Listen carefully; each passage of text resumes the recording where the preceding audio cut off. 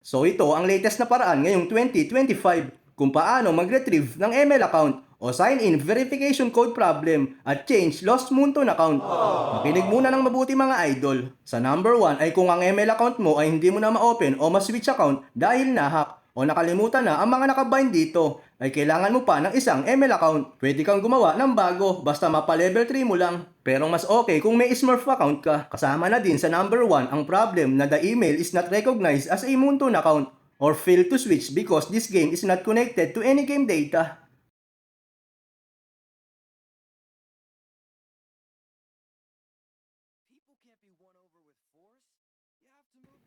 Sa number 3 ay na-open mo pa ang ML account mo pero hindi sa'yo ang Moonton account o nakalimutan mo na ang email na nakabind dito. So itong mismong ML account ang gagamitin natin para masolusyonan ito. So sa tatlong problem na yan ay isa lang ang solusyon. Tingnan nyo muna kung anong number ang problem mo bago tayo magsimula. So dito tayo magsisimula mga idol. Kung ang problem mo ay yung number 1 or 2 ay gumamit lang ng Smurf account or bagong ML account. At mas okay kung yung trusted device at trusted IP address ang gamit mo para mag-auto retrieve. Pero okay lang kung hindi trusted device at trusted IP address ang gagamitin mo. Maglalagay ako ng mga option sa mga hindi trusted device. So kung number 3 ang problem mo ay yung ML account na mismo ang gagamitin natin. At mas okay din kung trusted device at trusted IP address. Simulan na natin mga idol. Dito sa main interface ay i-click lang ang customer service ni Moonton. Select lang dito ang account recovery. Then select form account retrieval.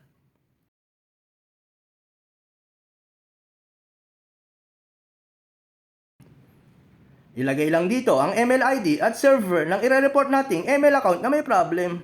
Kapag nakalimutan mo na ang ML ID at server mo, ay may video ko dito sa YouTube.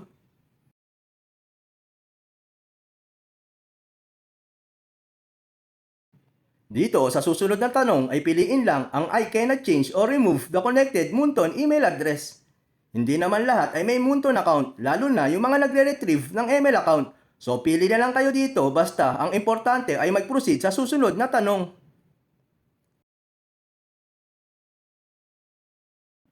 So dito ay i-select lang ang my email address is no longer accessible. Dito naman ay ilagay lang ang date ngayon or yung date kung kailan nyo napanood ang video na to. So dito mga idol ay kapag alam mong trusted device at trusted IP address ang gamit mo, ay pwede nang manghula ng sagot dito. Mag-imbento lang ng order date at dapat ilang taon ang nakalipas.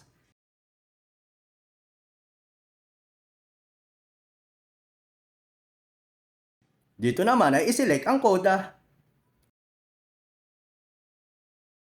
Dito naman ay mag-imbento lang ng order ID. At dito naman ay mag-upload lang ng kahit anong screenshot sa gallery mo basta picture ng ML.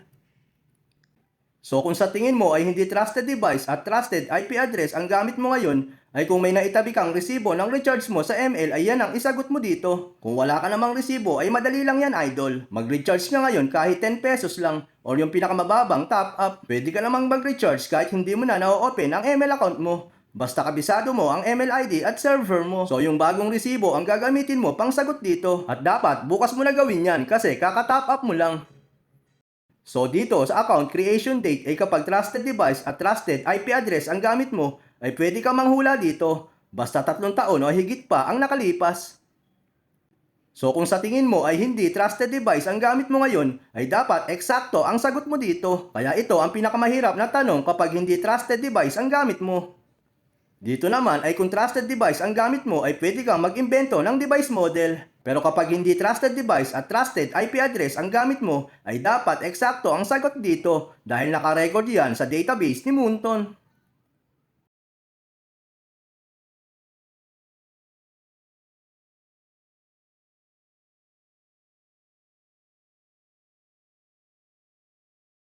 So dito naman ay maglagay lang ng active Gmail account at dapat na-open mo ito dahil kailangan natin mag-send ng code at kunin ang code at mailagay dito sa box.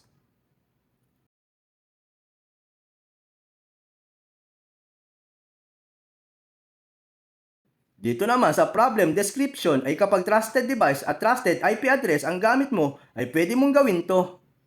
Pero kung sa tingin mo ay hindi trusted device ang gamit mo, ay dapat isulat mo dito ang totoong problem mo sa ML.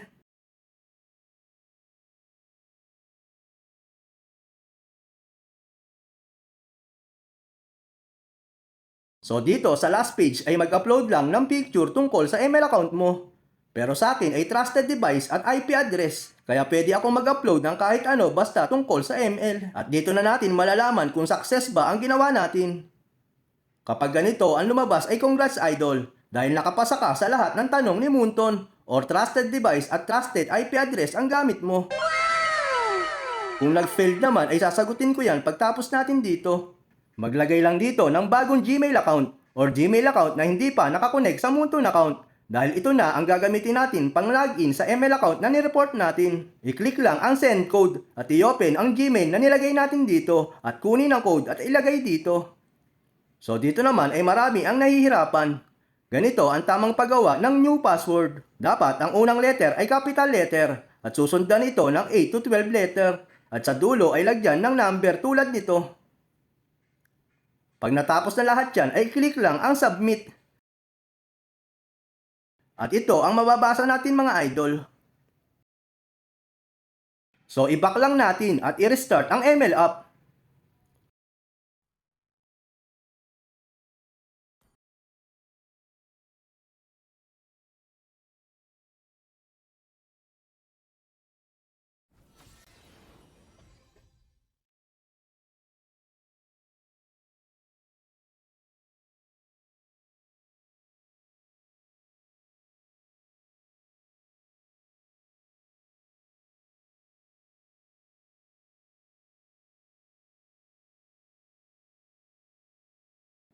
Kung nag-change Moonton account ka ay makikita natin dito sa account settings na napalitan na ang Moonton account.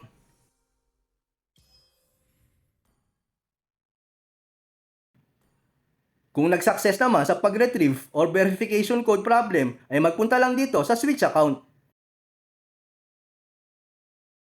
Select lang ang Moonton account.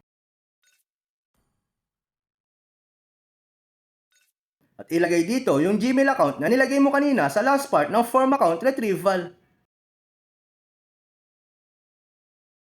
Ilagay din dito ang bagong password na ginawa mo kanina. Kung nag-failed ka naman sa pag-report ay siguradong hindi trusted device at trusted IP address ang gamit mo sa pag-report. Kaya dapat ay tama lahat at eksakto ang mga sagot mo sa form account retrieval. At kung nabili mo lang ang ML account na yan, ay mahihirapan ka talagang mabawi yan kung hindi naging trusted device at trusted IP address ang gamit mo.